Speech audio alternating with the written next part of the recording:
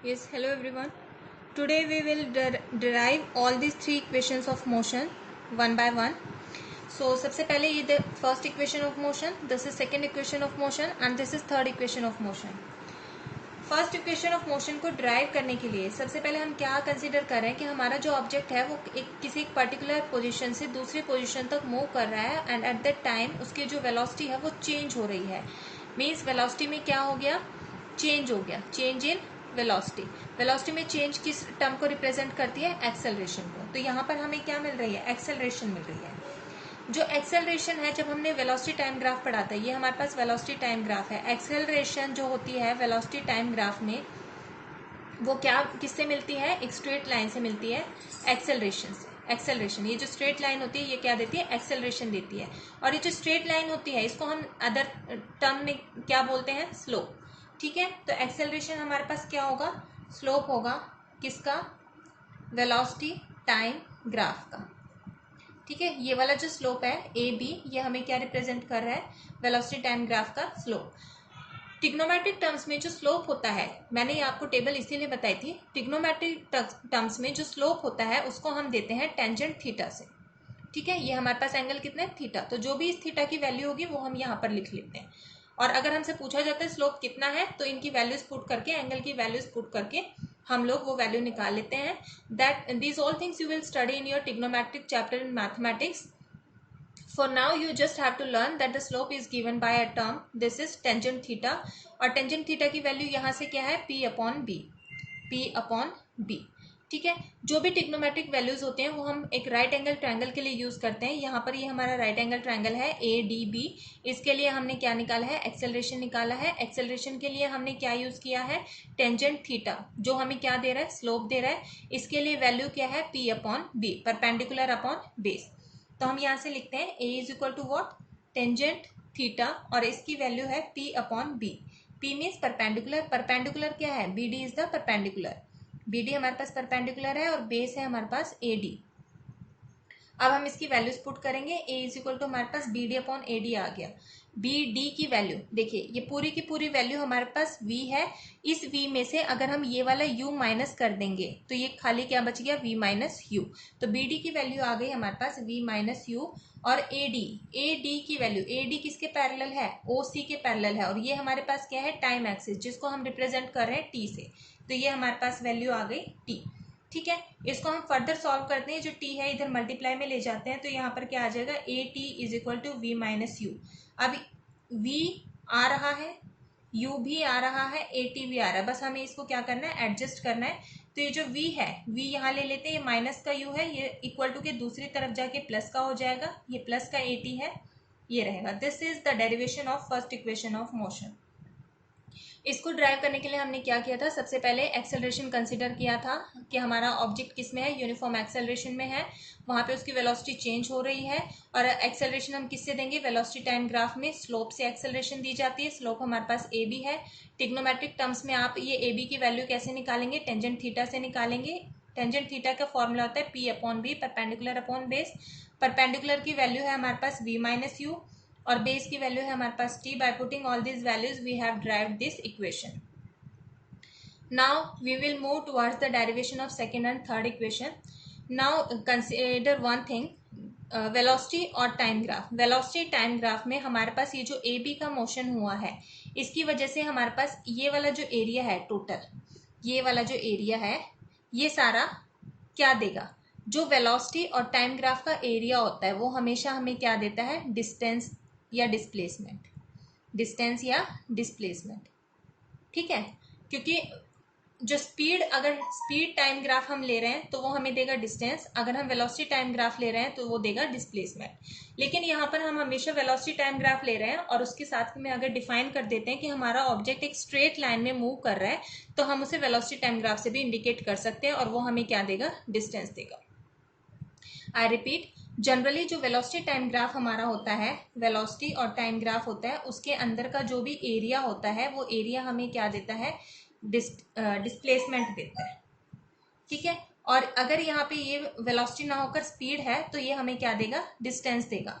But अगर हम condition put कर देते हैं कि हमारा जो ऑब्जेक्ट है वो एक स्ट्रेट लाइन में मूव कर रहा है, मीन्स उसकी डायरेक्शन में कोई चेंज नहीं हो रहा है, एट दैट टाइम जो वेलोसिटी है इज इक्वल टू स्पीड। ठीक है, तो हमारा ये जो एरिया होगा ये हमें सिर्फ डिस्टेंस देगा, वो डिस्प्लेसमेंट नहीं देगा। तो यहाँ पर जो हम second equation of motion drive करेंगे इसमें हम क्या निकाल रहे हैं, एस मीन्स डिस्टेंस निकाल रहे हैं, और डिस्टेंस हम किससे देंगे, ये जो पूरा का पूरा एरिया है उससे देंगे। अब ये जो एरिया है इसको हम दो चीज़ों में मान सकते हैं, ये पूरा का पूरा एक ट्रेपीजियम है, या तो हम इसको ट्रेपीजियम मानकर सॉल्व करेंगे, या इस पूरे एरिया में दो फिगर हैं, एक है राइट एंगल ट्रायंगल प्लस एक है रेक्टेंगल। तो पूरी फिगर को हमने टू पार्ट्स में डिवाइड कर लिया। So one by one we will solve it. यहां से हम कंसिडर करेंगे distance S.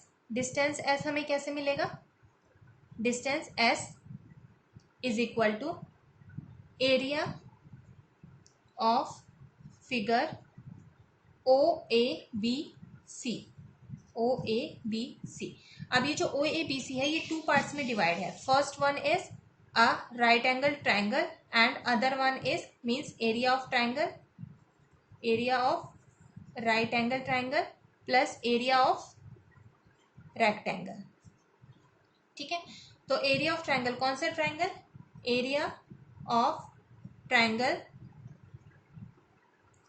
A B D, A B D plus area of rectangle, rectangle कौन सा है, A D C O, A D C ओ। ठीक है, अब ट्रायंगल का जो एरिया होता है उसका फॉर्मूला हमारे पास क्या होता है, half into base into height.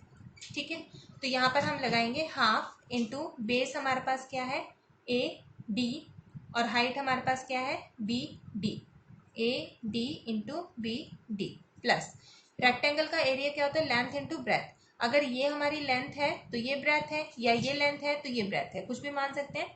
तो ये क्या हो जाएगा, O A multiply by O C, O A multiply by O सी।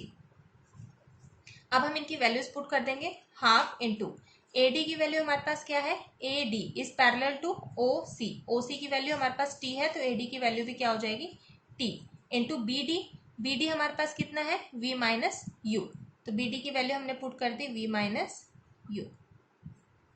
ठीक है, plus O A into O C, O A की वैल्यू है यू इंटू ओ सी की वैल्यू है T.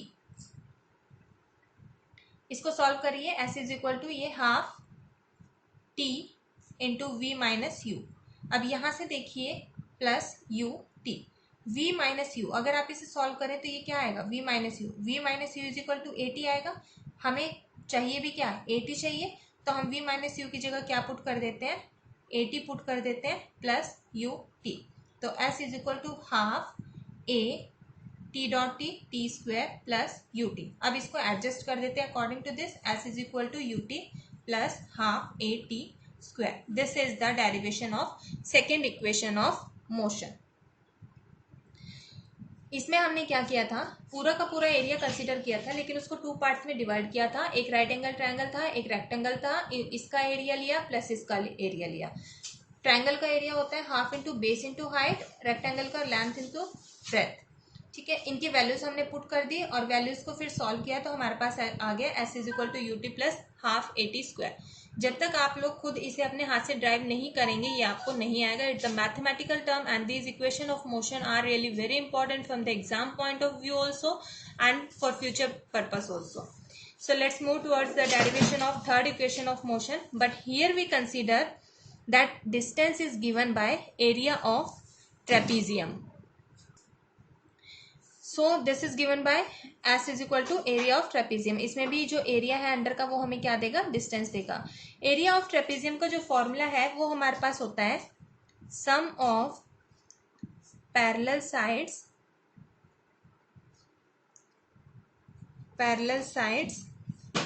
Bye two plus distance between parallel sides. तो इसकी हम value लिखते हैं सम ऑफ पैरेलल साइड्स। देखिए पैरेलल साइड्स कौन सी हैं, ए बी एंड ओ सी, ये तो एक दूसरे के पैरेलल है नहीं, बची कौन सी O A and B C, ये एक दूसरे के पैरेलल हैं। ठीक है, तो इनका सम मतलब ओ ए प्लस बी सी, तो ये सम हो गया ओ ए प्लस बी सी। अपॉन 2। सो ये वाली हमारी इक्वेशन सॉल्व हो गई। उसके बाद plus distance between parallel sides, ये जो दो पैरेलल साइड्स हैं इनके बीच का डिस्टेंस कितना है, इनके बीच का डिस्टेंस है t। तो ये आ गया हमारे यहाँ पे t। s is equal to O A की वैल्यू क्या है, ओ ए की वैल्यू है u प्लस बी सी की वैल्यू है v प्लस t। अब देखिए यहाँ से हमारे पास ये वाली इक्वेशन ऑफ मोशन नहीं आ रही है, तो इसके लिए हमें क्या करना पड़ेगा, सॉरी यहाँ पे प्लस नहीं है, this is not plus, this is multiplication. यहाँ पर हमें क्या करना पड़ेगा, वी स्क्वायर या यू स्क्वायर लाने के लिए हमें कुछ ऐसी टर्म चाहिए जो वी और यू की फॉर्म में हो। ठीक है, अब हमारे पास एक फॉर्मूला होता है A square minus B square. अगर V square minus you square को लेके चलें, A square minus B square का फॉर्मूला होता है A minus B A plus B. ठीक है, अब ऐसे ही V square minus you square को आप खोलेंगे तो वो आएगा V plus U V minus U. So हमें इसकी फॉर्म में कुछ चाहिए। अब v प्लस यू तो हमारे पास ऑलरेडी है, हमें क्या चाहिए v minus u. v minus u हम कहाँ से निकाल सकते हैं, we will move towards our first equation of motion. v minus u हमारे पास ये है, लेकिन इसकी वैल्यू क्या है 80। तो हमें क्या चाहिए, खाली t की वैल्यू अगर मिल जाए इस फॉर्म में, सो t की वैल्यू यहाँ से आ जाएगी v माइनस यू अपॉन ए। यहाँ से t की वैल्यू आ गई।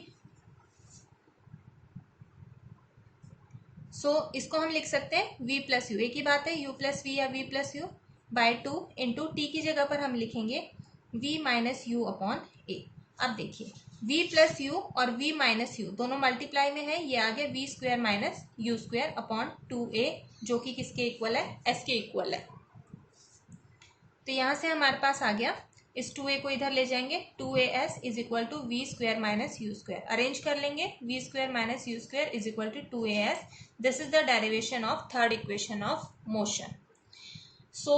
एक बार तीनों इक्वेशन ऑफ मोशन रिवाइज कर लेते हैं। तीनों equation v plus u, v is equal to u plus a t, इसके लिए हमने क्या कंसिडर किया था, एक्सेलरेशन। एक्सेलरेशन कौन देता है, tan थीटा देता है। परपेंडिकुलर अपॉन बेस से हमारे पास ये वैल्यू आ गई। Second equation of motion s is equal to u t plus half a t square. ये दोनों इक्वेशन ऑफ मोशन एरिया से निकलेंगी। एरिया हमारा जो होगा वो हमें डिस्टेंस देगा, इसलिए हमने डिस्टेंस के इक्वल रख लिया है। एरिया हम कैसे भी कैलकुलेट कर सकते हैं, इन दोनों को सेपरेट करके सम करके भी कर सकते हैं, इसको एक ट्रेपेजियम मानकर भी कर सकते हैं। दोनों को मैंने कर दिया है, एक बार समझने के बाद अपने आप अपने हाथ से ड्राइव जरूर कर लेना, अदरवाइज भूल जाएंगे। So do practice of all this. In the next module we will do numericals related to equation of motion.